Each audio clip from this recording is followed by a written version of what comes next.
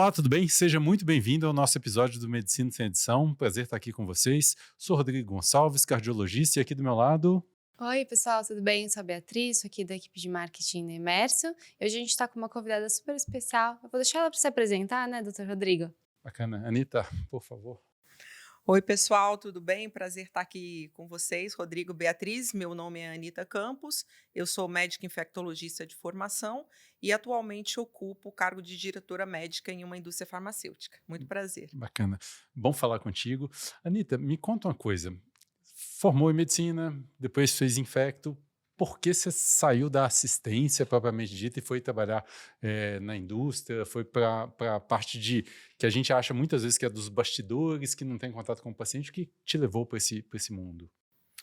Rodrigo, basicamente, quando eu estava terminando o meu terceiro ano de residência em doenças infecciosas, foi no momento em que a pesquisa clínica estava chegando no Brasil de uma forma mais regulamentada, e no serviço onde eu trabalhava começou a chegar uma demanda grande de pedidos de estudos clínicos, e eu estava então terminando a residência, procurando alguns desafios profissionais, e um professor meu me disse: "Você gosta muito de pesquisa, você tem interesse em ver um job na indústria farmacêutica, porque eles estão buscando um gerente de pesquisa clínica". Eu não sabia muito bem o O que que fazia? faria, né, um gerente de pesquisa clínica pelo lado da indústria farmacêutica, mas como eu estava procurando, né, novos desafios assim para o término da residência, eu tinha prestado concurso para ser professor e seguir uma jornada acadêmica no Hospital das Clínicas da USP, onde eu fiz o meu curso de residência, mas eu falei, vou ver também essa oportunidade. E então, nessa época, essa indústria farmacêutica me disse: "Olha, a gente vai testar um novo medicamento em alguns centros do Brasil. Naquela sala ali tem umas caixas, umas fichas, isso vai ter que ser submetido na Anvisa, na Conep. A gente precisa de uma pessoa que cuide de tudo isso, e isso é o papel de gerente de pesquisa clínica. Você topa esse desafio?" E eu falei: "Topo". E foi assim que eu comecei a minha vida na indústria farmacêutica, primeiramente como gerente de pesquisa clínica, e ingressei nesse primeiro job, onde eu fiquei 4 anos, e nesses 4 anos eu consegui iniciar 80 centros de pesquisas clínicas em diversas especialidades, e foi uma coisa meio autodidata, porque as resoluções de pesquisa clínica, tanto pela Conep, pela Anvisa, ainda estavam num processo de formação. Então foi uma grande escola, e foi assim que eu comecei. Que legal mesmo. E é interessante sua fala, que eu sinto que nos últimos anos para cá, sei lá, nos 5, 6 anos, as pessoas estão entrando, principalmente quem vem da área médica, estão entrando nas indústrias um pouco mais estruturadas. Então eles chegam, hoje tem uma passagem de bastão, tem alguém pouco para ensinar o caminho das pedras. Obviamente que é muito autodidata, a pessoa tem que correr atrás, mas ainda existe um certo amparo ali. Antigamente era por conta, né? Era Porque por não tinha conta. nem ninguém para ensinar. Sim, até assim, no meu próprio curso de medicina, ou mesmo na residência, a gente nunca ouviu falar sobre carreira na indústria farmacêutica. Então, para mim, foi um convite inusitado, e como eu disse, os primeiros anos foram assim, autodidatas, eu fui aprendendo e fazendo com o avião andando. Nessa época que eu comecei a trabalhar com pesquisa clínica, ainda não existia uma hierarquia assim de cargos: diretor, gerente, monitor, assuntos regulatórios. A gente fazia tudo, né? Desde identificar centros, identificar investigadores, conversar, fazer visita de iniciação e monitorar os pacientes, ajudar em submissão regulatória. Tudo era feito em papel, a gente mandava fax para internacional, então era tudo ainda muito no início, então não tinha nenhum tipo de suporte de alguém te ensinando, né. Hoje eu vejo que, assim, ainda existe um gap de médicos residentes, alunos de medicina entenderem quais são as oportunidades profissionais que existem para um médico ou para outras pessoas formadas em áreas da saúde, como farmacêuticos, biomédicos, biólogos, para entrar na indústria farmacêutica. Não tem alguém que vai lá e ensina. Então, eu acho que é muito assim, no convívio com conhecidos ou outros profissionais que trabalham na indústria e que vão dando o caminho das pedras. Agora começaram a surgir alguns cursos, né, de especialização, de pós-graduação. Tem muita gente de CROs ou de empresas que trabalham com pesquisa clínica que estão fazendo curso de formação e o pessoal da saúde, né, tá, vamos dizer, se ligando nesses cursos, nessas formações, para enxergar um outro caminho que eu acho que é um caminho profissional muito interessante para o médico e para as outras pessoas da área de saúde, né? E é interessante mesmo aquele médico que gosta muito de pesquisa, que ele pensa numa linha acadêmica, muitas vezes ligado a um CRO ou alguma farma, ele vai fazer muito mais ciência do que às vezes na universidade, né? É, às vezes o que a gente vê, por exemplo, nas pesquisas da universidade, por exemplo, biólogos, biomédicos estão trabalhando em bancada ou médicos desenvolvendo algum projeto, muitas vezes eles estão assim patinando com o desenvolvimento de uma droga, uma molécula, até porque não tem recurso. Hoje você tem muito apoio de PROAD, financiamento privado ou público, mas quando você tem a oportunidade, às vezes, de entrar numa empresa que está bastante estruturada e, eventualmente, essas empresas estão buscando, estão de olho nas pesquisas que estão sendo desenvolvidas nas universidades, mas que, por exemplo, não conseguem evoluir, por exemplo, para um estudo de fase 3 para depois levar aquela droga para registro. Então, se não tiver o apoio e, às vezes, o recurso de uma grande multinacional por trás disso, essa pesquisa não consegue se desenvolver. Então, acho que isso hoje é um olhar que os pesquisadores de bancada, ou mesmo médicos, que estejam desenvolvendo pesquisa na universidade, de olhar também para a indústria farmacêutica, para ver possibilidades ou de parceria, ou mesmo de migrar para a indústria farmacêutica e gerenciar, né, esses estudos clínicos. E enxergar como apoiadores, né? Acho que um Sim, dos temas que a gente fala aqui bastante é dessa dificuldade, né? De muitas vezes o acadêmico enxergar a oportunidade ali dentro da indústria farmacêutica, mas entender que no final das contas todos estão trabalhando pelo mesmo objetivo, né? sim. Uma coisa que eu queria comentar com vocês é assim: no passado, nós médicos que migrávamos para a indústria farmacêutica, nós sofríamos muito preconceito, porque os colegas falaram: agora você virou para o lado negro da força, onde só existe o interesse em venda, em dinheiro, e você perdeu todo o seu espírito e o seu propósito científico. E eu tento conversar muito com os colegas e romper um pouco essa rotulagem a respeito disso, porque eu acho que todos nós médicos que estamos na indústria farmacêutica, o nosso propósito final é que os pacientes possam ter acesso a drogas, principalmente inovadoras. Eu sempre trabalhei com inovação, né, para poder ter uma melhor qualidade de vida ou uma cura para a sua doença. Então, eu acho que esse papel ele é primordial, né, para que as pessoas tenham acesso à droga. E quem está na universidade, na faculdade ou residência, não entende esse papel. Eles olham: meu paciente hoje vai fazer terapia gênica, ou vai fazer CAR T-cell, ou vai tomar um anticorpo monoclonal, mas eles não têm a menor noção do que teve que acontecer por trás daquilo, todas as pesquisas clínicas, a migração depois para Medical Affairs, um plano médico estratégico, a educação médica, todo o processo regulatório, negociação de preço com a CEMED, incorporação em Conitec, incorporação na ANS, para que aquela droga estivesse disponível para o seu paciente. Então, acho que essa é a beleza, né, que os times de pesquisa clínica e Medical Affairs têm como desafio, para, no final, poder estar suprindo aqueles pacientes das drogas, né, tratamentos que eles precisam. Então, eu acho muito interessante se todos os colegas médicos, biomédicos, biólogos e farmacêuticos pudessem ter esse olhar e aprender esse novo caminho, né, que é uma alternativa profissional e que, no final, tem o mesmo propósito de exercer medicina assistencial, é fazer o bem pelo paciente. E com um Perfeito. diferencial extremamente importante que você comentou, que é chegar lá na ponta. Então, assim, se você faz uma pesquisa super legal em bancada e fica presa ali dentro, ela pode ser para o seu ego muito boa, pode ser para o seu currículo, doutorado, pós-doutorado e tudo mais, muito legal, mas se eu não chego na ponta, ela se perde ali, né? Então, Exatamente. tem que chegar. E me conta, na sua carreira, você contou que nesse início você chegou quase que como um time meio sozinho, não teve ninguém que te ensinou, mas depois disso, eu sei que você trabalhou muito na montagem desses times médicos.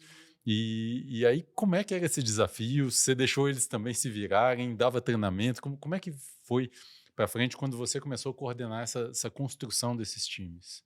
Então comecei gerenciando estudos clínicos de forma muito, autodidata, mas depois eu fui galgando outras posições, né, de gerência médica, de gerência de pesquisa clínica em empresas que já estavam um pouco mais estruturadas em termos de cargos, hierarquias, divisão, com um job description mais, delineado, então eu fui aprendendo um pouco como trabalhar com times estruturados e papéis bem definidos, né.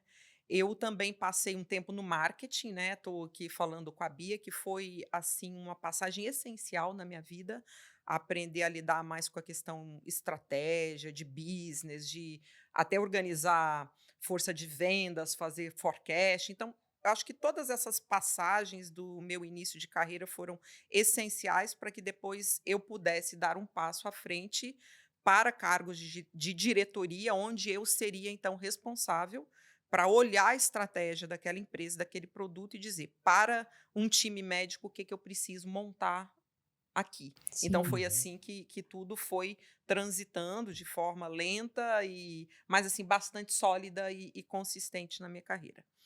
Quando eu assumi uma posição de diretoria pela primeira vez, inclusive foi fora do país, eu fui trabalhar nos Estados Unidos, numa empresa que tinha ainda uma pegada muito comercial, mas eles queriam enxergar qual seria o valor de uma comunicação médica e científica atrás daquele produto. Então a gente já precisou começar a estruturar um time médico.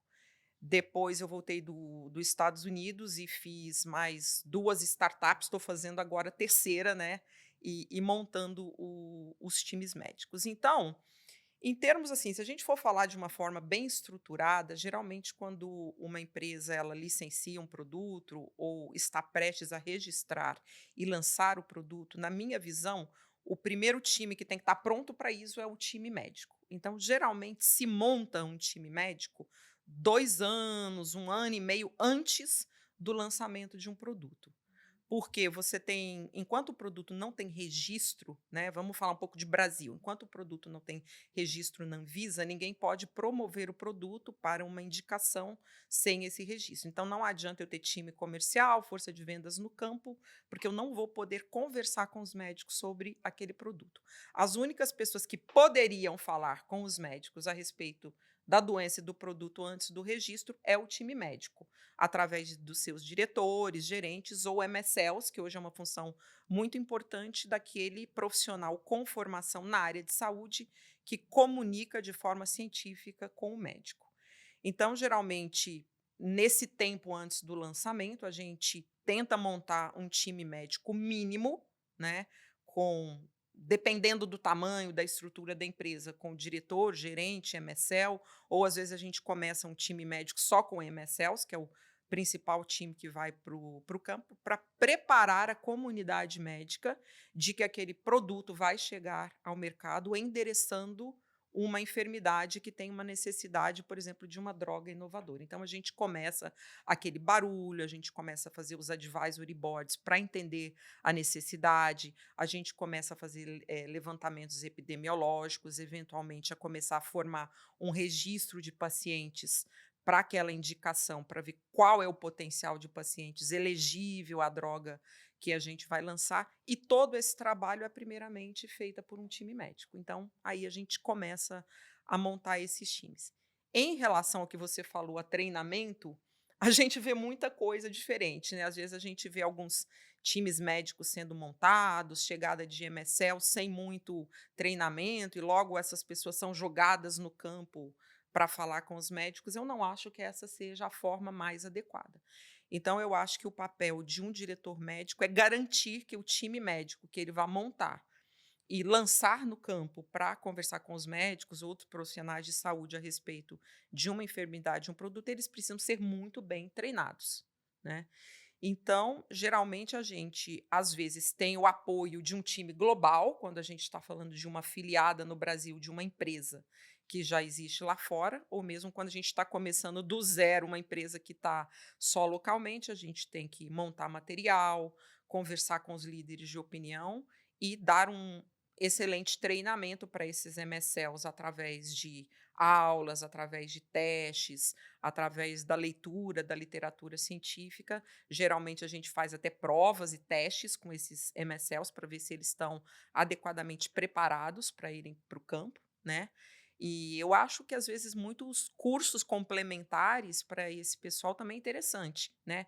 Entender se eles entendem, por exemplo, bem de estatística, se eles sabem discutir um resultado de estudo clínico que deu base ao registro dessa medicação num estudo de fase 3. Então, adequar bastante essa equipe para que eles estejam muito fortes e bem certo do que eles estão comunicando com os médicos, né? E tem, né, quando a gente fala de treinamento disso, a gente tem dois perfis, dois pontos que são bem relevantes. Um, sobre a doença específica ou sobre a medicação específica, que eu tenho que treinar ali fisiopatologia, eu tenho que treinar o manejo daquela medicação, e aí é algo muito daquele laboratório, daquela BU específica, mas tem alguns treinamentos que eu imagino que são meio que gerais, igual você comentou, de estatística, talvez até um comportamental, como abordar o médico, como chegar, como se... Comunicação, É. habilidades de comunicação, E né? você acha que é o papel de quem está formando esses times essas duas coisas, ou não, vou na vertente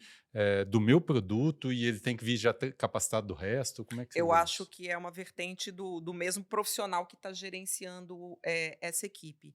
Eu já me deparei com vários profissionais aí no mercado, né? Vamos falar mais especificamente dos MSLs, que tiveram um treinamento técnico muito adequado, mas, por exemplo, não tiveram nenhum apoio sobre habilidades de comunicação, sobre o entendimento, como eu falei, dos resultados estatísticos, sobre metodologia de estudo científico.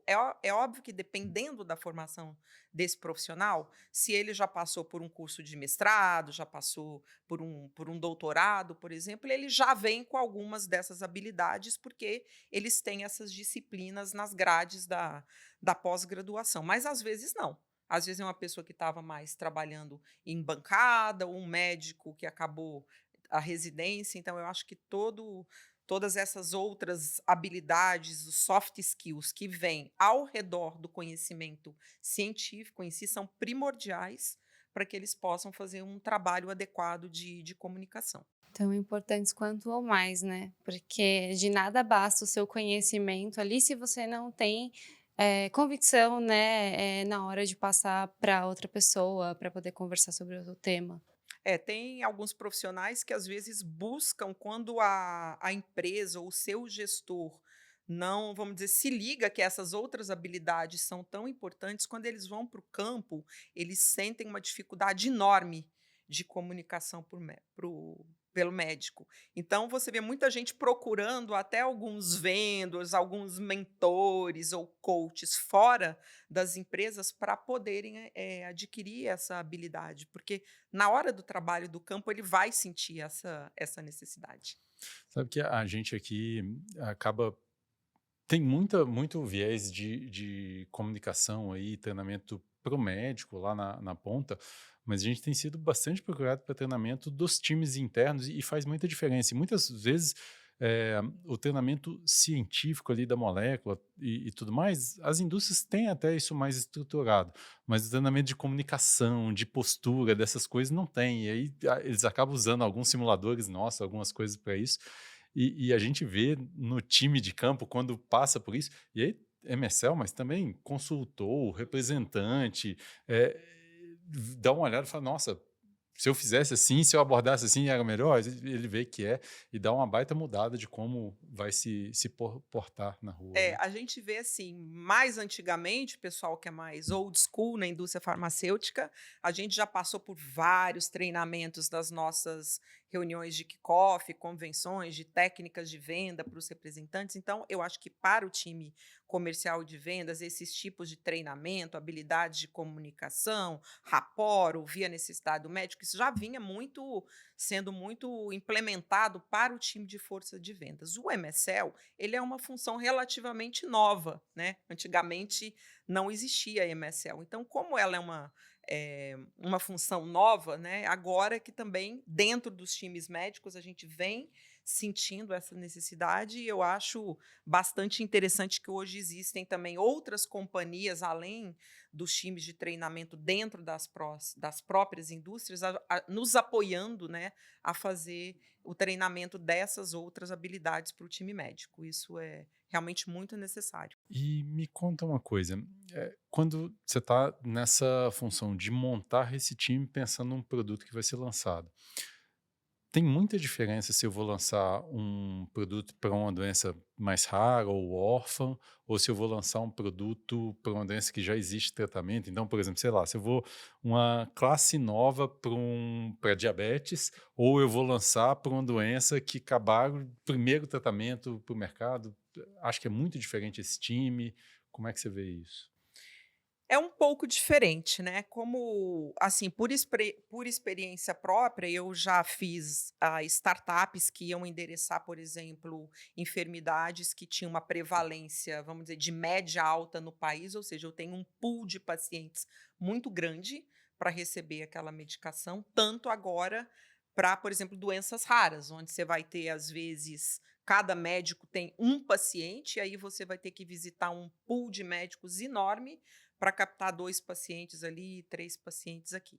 Então, digamos, eu não quero falar exatamente de lançamento de produto, mas de estratégia médica, que obviamente isso vai culminar em como você vai lançar o produto, porque a gente não deve entender o lançamento de produto como um evento. Eu vou lá, sexta-feira, faço um evento médico e está lançado o produto, né? Lançar um produto, na verdade, é toda uma estratégia, desde o momento em que ele recebe o registro na Anvisa, negocia preço CEMED, começamos as estratégias para incorporação pública, se for a estratégia que a empresa quer. Então, é todo esse movimento. E aí, como você falou, a depender da prevalência da doença na população e se é uma droga nova, primeira do mercado para uma enfermidade, ou se já tem outros concorrentes, a estratégia ela vai ser completamente diferente.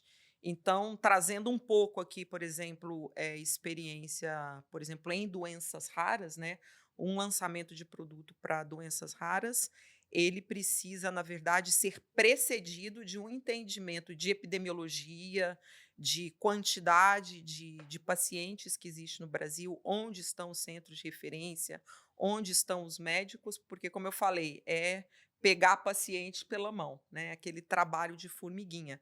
Então, precisa de uma estratégia de time de campo, tanto de MSL, força de vendas e o próprio gerenciamento médico, bastante diferente de quando você tem uma medicação que é de alta prevalência, que o trabalho e a estratégia é totalmente diferente. E pensando em estratégias de acesso, se lá na frente você está buscando uma incorporação, seja ela pública ou seja ela privada, o time médico tem uma importância assim, muito grande também no papel de dar, eu não digo dar suporte aos times de acesso, não, é de andar de mãos dadas com o time de acesso. Assim, o que a gente tem que construir de estratégia para entender a prevalência, número de pacientes a nível nacional, para que esses dados possam construir um dossiê robusto para a incorporação, Para porque ficar senão a bem. incorporação não Sim, acontece, Uhum, sim. sim. né? Ficar bem claro os benefícios e tudo mais que aquela nova terapia vai trazer, né? É, É porque no Brasil a gente tem um gap de epidemiologia sim, nessas sim, sim, sim. doenças Verdade. raras ou outras enfermidades que é gigante. Então, dentro da estratégia médica, a gente tem que endereçar isso E para às poder vezes ter uma até, incorporação com é o que sucesso. você comentou, até às vezes criar um registro nacional, porque não tem, começar a construir história nessa doença para poder mostrar isso, né? Exatamente. Então, eu acho que quando a gente está, assim, sempre que eu monto um time médico, eu já olho essa enfermidade. A gente tem dado no Brasil, ou a gente precisa construir isso, porque você pensando num timelines em que, obviamente, o time comercial vai pressionar o time médico e o time de acesso para incorporar o quanto antes, para isso resultar depois num volume de vendas interessante, isso é uma coisa que você tem que começar a endereçar muito antes do lançamento. Sim. Sim. E é interessante essa visão do time médico em ajudar a construir essa história. Eu vi alguns lançamentos em que se pegava uma especialidade que tem A gente sabe que as especialidades diferentes têm, vou chamar de cacoetes diferentes. Então, o cardiologista é de um jeito, o infecta de outro, um cirurgião de um terceiro. Uns gostam mais de fisiopatologia, outros gostam mais de estudo pensando em desfecho, o outro gosta mais do caso em si, um relato de caso.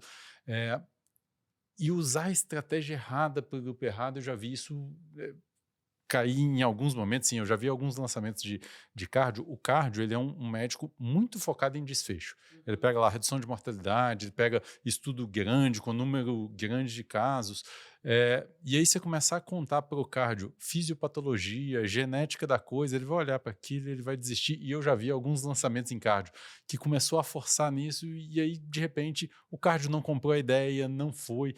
Você acha que é uma preocupação que as indústrias estão começando a ter mais? Não, ainda se erra muito nisso? Como é que você vê isso Sim, hoje? eu acho que, como eu falei, todo esse trabalho do time médico que precede o lançamento, ele tem que ter muito entendimento da especialidade, como você falou, e eu acho que a gente sempre tem que andar de mãos dadas com as sociedades médicas. Não adianta eu querer lançar um medicamento na pediatria se eu nunca conversei com a sociedade de pediatria para ver qual é o entendimento dessa sociedade ou de outros grupos, né, que partem a partir dela, ou outros grupos que são feitos à parte da sociedade, qual é a necessidade daquilo. Porque, como você falou, um quer saber do desfecho, outro quer saber do teste genético e qual que é a mutação que aquela droga vai endereçar. Então, por isso essa minha insistência de que como vocês falaram, dicas que eu possa dar para quem está lançando produto, quem quer entrar na indústria, quem quer montar um time médico. Então, eu acho que o quanto antes você tiver um time médico bem preparado antes do lançamento, pensando em todas essas estratégias, melhor. Você chega com mais subsídio e entendendo o seu público-alvo no momento do lançamento, porque, como você falou, se você fizer um lançamento errado, não endereçando o que os médicos prescritores realmente acham que é de valor naquela medicação, você não vai ter sucesso nesse lançamento. Sim. Anitta, e a continuidade do treinamento desses médicos que foram montados, né, que foram estruturados num time, como que isso é feito, né? No sentido de é uma pessoa que tem grande conhecimento, que já está adquirindo sempre novas formações, é um cara que está sempre atualizado, mas no dia a dia ali na indústria, como que isso é feito? Quais são as formas que você acha que são mais eficazes? Uhum. Bom, eu acho assim que o acompanhamento dos gestores no campo é uma coisa muito importante, porque aí você vai vendo do treinamento que foi feito, quais as habilidades que realmente esse time adquiriu, o que está faltando de gaps, para você falar, bom, próximo passo a gente precisa ou reforçar um treinamento que a gente fez, mas que a habilidade não está sendo totalmente compreendida no campo, ou se sim, o que, que a gente pode fazer mais. Então, assim, primeiro eu acho que tudo passa por um plano de desenvolvimento daquele profissional. Então, quando monto um time médico, eu gosto de sentar com cada um deles e pensar daqui para frente o que que você pretende ser, que passos você pretende galgar dentro dessa empresa ou fora dessa empresa e mostrar um pouco as possibilidades profissionais ali dentro. Não é porque você entrou num time médico que você não possa virar gerente de produto, que você possa ir para regulatório, que você possa ir para farmacovigilância e quem sabe ser CEO dessa empresa um dia. Então eu falo assim, uma vantagem do médico que entra na indústria, diferente de outros profissionais de outras áreas, é que ele pode ser tudo. Ele pode migrar para qualquer área da empresa. Eu acho que essa é uma grande vantagem. Então, a partir do que aquele profissional individualmente quer para a sua carreira e os caminhos vão se abrindo, eu acho que você, como gestor e responsável pelo desenvolvimento daquele profissional, precisa ir dando os treinamentos adequados. Então, por exemplo, um MSL que enxergue que ele gosta e tem uma oportunidade em se tornar um Key Account Manager e trabalhar com acesso, o que, que eu posso oferecer a ele para ele galgar esse próximo passo. Então, ele pode fazer um job rotation ou ele tem que aperfeiçoar habilidades de comunicação mais focadas em pagadores, por exemplo. Então, eu acho que é toda uma jornada que a gente vai vendo e, obviamente, voltando um pouco mais para time médico e conhecimento científico, o que a gente geralmente costuma fazer é o seguinte: você sabe que as drogas elas vão sendo lançadas, mas a partir daí vão ocorrendo outros estudos de fase 3, ampliação de indicações, estudos de fase 4, trabalhos que vão sendo apresentados em congressos. Então, é você estimular que esses gerentes, MSLs, possam participar desses congressos, entender os novos dados que estão saindo desse congresso, transformar isso em material para esse pessoal trabalhar em campo, obviamente com um treinamento prévio, né? Então, assim, tem muita coisa que vai acontecendo ao longo do caminho, mas o importante é que, assim, parar de estudar e de ser treinado nunca, né? Isso aí é uma coisa que a gente sabe. Sim. E você comentou, e eu entendo, muitas vezes o time de Medical Affairs ali é um time um pouco menor e tudo mais, e esse povo, como você bem comentou, eles vão para congressos, são estimulados, recebem incentivo para isso. É, e geralmente o força de vendas, o pessoal faz muito treinamento interno para eles, ou nas convenções, ou em reuniões, ou em e-learning. Você acha que esse tipo de treinamento também funciona para o time médico, ou é melhor ele ir para um congresso? Não, eu acho que funciona. Assim, a questão de, por exemplo, o time médico estar em congresso ou eventualmente acompanhar clientes que a gente convide para o congresso é muito importante. Primeiro, até pelas interações com os clientes, né? E também por se sentir parte da inovação, do que está sendo apresentado. Então, a gente sente como gestor que isso estimula, isso brilha muito aos olhos, né? Todos os gerentes, MSLs, eles pedem por isso. A gente queria muito participar, vamos dizer, Ver presencialmente o desse lançamento, ver congresso, uma ver o coisa, lançamento, ver e ser visto, legal. estar junto com os nossos clientes. Eventualmente, tudo pode ser feito dentro de um budget que é estabelecido e que todo mundo conhece. Então, a gente tem que fazer um equilíbrio do que cabe dentro do budget, onde é que a gente pode estar com eles presencialmente. E se eventualmente não houver a oportunidade, eu acho que, por exemplo, se for ou se a gente patrocinar um cliente para um congresso, que a gente possa aproveitar do conhecimento daquela pessoa que a gente levou para fazer um treinamento, que seja presencial ou online, tanto para o time médico como a força de venda, sobre o que foi conversado naquele congresso, né? E me conta uma coisa, você tem uma questão interessante que você comentou, que é a sua experiência no Brasil, e você teve uma experiência fora também do Brasil. Sim. Eu vejo que fora do Brasil, as indústrias terceirizam muitas coisas, tanto de treinamento, de contrato em empresa para executar, Isso é fato. e até estratégia. E aqui no Brasil a gente faz muita coisa dentro de casa. Sim. Qual que é a sua visão disso? Como é que você vê hoje? Acha que vale terceirizar? Acha que vale manter? Como eu te comentei, né, que no nosso bate-papo antes da nossa gravação, eu também tive a oportunidade de trabalhar em companhias que vendem serviços, né, para a indústria farmacêutica, como vocês fazem hoje. E eu acho que isso é maravilhoso, a minha opinião pessoal. Realmente eu tive a oportunidade de ser diretora num time global e assim, praticamente tudo é terceirizado. Desde os slides do plano médico, consultorias gigantes para trabalhar com estratégia, treinamento de força de vendas e time médico, então tem bastante ajuda. Muitas vezes a gente vê aqui os times, eu já conversei com algumas gerentes médicas ou mesmo MSLs e falava assim: ah, vocês contrataram qual vendor para fazer esse advisory board? Como assim? Alguém pode ajudar a gente a fazer um advisory Fica ali se board? Como matando, né? assim? Um tanto Então a de pessoa coisa. traz aquilo para si. E a minha visão é o seguinte: a estratégia. Eu vou pegar um advisory board como exemplo, que é uma coisa bastante corriqueira em Medical Affairs.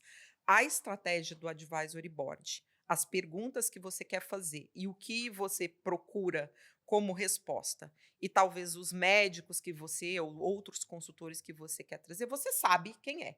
Você tem que organizar isso dentro de casa. Mas Perfeito. a execução não necessariamente precisa tomar o tempo do seu gerente ou do seu MSL que está no campo para cuidar de tudo aquilo. Você pode contar com a ajuda de terceiros. E mesmo para discutir estratégia, falar, olha, eu pensei nessa estratégia e tal, o que que vocês acham? Então, eu particularmente sou bastante a favor de terceirizar serviços. Hoje a gente tem no mercado excelentes empresas que muitas vezes são montadas por pessoas que foram ex-farma, que resolveram trabalhar com consultoria, que têm uma super experiência e que ajudam muito os times médicos a fazerem várias das suas iniciativas estratégicas e operacionais. Então, eu acho isso super válido. Você acaba desafogando muitas vezes o time interno, Com né? certeza. E é difícil. Bom, as pessoas que estão nos vendo sabem, organizar uma reunião com 10 médicos é juntar agenda, fazer não sei o quê. Principalmente eu que estou passando agora pela minha terceira startup, isso é fundamental, porque às vezes Time você tem assim, pequeno, um né? diretor médico, 2 MSLs, para dar conta de lançamento, de estratégia, de mini meeting, de advisory board. Então, é muito, muito trabalho para pouco braço. Sim. Sim. Então, eu acho que procurar um vendedor competente, com gente experiente, né, é super importante. E se confrontar, né, o que você já acha que você tem de resolução ali do que você deve fazer, né? Porque esses fornecedores, essas empresas, elas estão vendo você e elas estão vendo muitos outros exemplos, muitas certeza. outras coisas acontecendo no mercado, né? É. E principalmente hoje a tecnologia tem que ser um grande aliado, Sim. né? Não dá mais Sim. para trabalhar sem o apoio da tecnologia, né? Então, eu acho que esses vendors, essas companhias também têm várias soluções de tecnologia que poupam viagens desnecessárias, poupam um monte de trabalho operacional que podem ser solucionados. E é interessante sua visão, é isso. As respostas que você quer, a sua estratégia está na tua cabeça, você vai construir. Pode, obviamente, ter ajuda ali de uma consultoria, mas você sabe, eu não estou terceirizando isso, mas a execução não precisa, né? É mais fácil chamar a gente que você confia e é mais barato até, muitas vezes. Anita, de verdade, prazer enorme nossa conversa. Infelizmente, nosso tempo está chegando ao fim. Eu acho que nessa nossa conversa você trouxe vários pontos ali do dia a dia de quem está encabeçando ou montando um time médico que são muito, muito relevantes e vão ajudar muito a quem está aí nos assistindo com esses mesmos problemas a como guiar esse caminho. E eu queria saber se você tem alguma mensagem final para o colega que está nos assistindo, alguma mensagem aí que você queira deixar. Eu acho que a mensagem que eu queria deixar aqui é que as empresas pensem realmente em ter o seu time médico minimamente estruturado algum tempo antes do lançamento, porque eu acho que é primordial para o conhecimento do mercado, para o engagement com os líderes de opinião e sociedades, e que realmente prestem muita atenção em ter um time médico que vá ao campo, principalmente, que esteja bem treinado, como nós discutimos aqui, tanto do ponto de vista científico, mas também com outras habilidades que vão facilitar muito a comunicação no campo. Muito obrigada, gente. Obrigado. Muito obrigada pela sua participação e Pessoal, se gostaram do nosso episódio, por favor, deixe seu like aí, compartilhe esse episódio com os conhecidos, amigos, se inscreva no nosso canal, é sempre um prazer trazer gente relevante dessa área. Se puder deixar seu comentário, sua dica, sugestão de convidados, estamos abertos aí para suas sugestões. Obrigado. obrigada.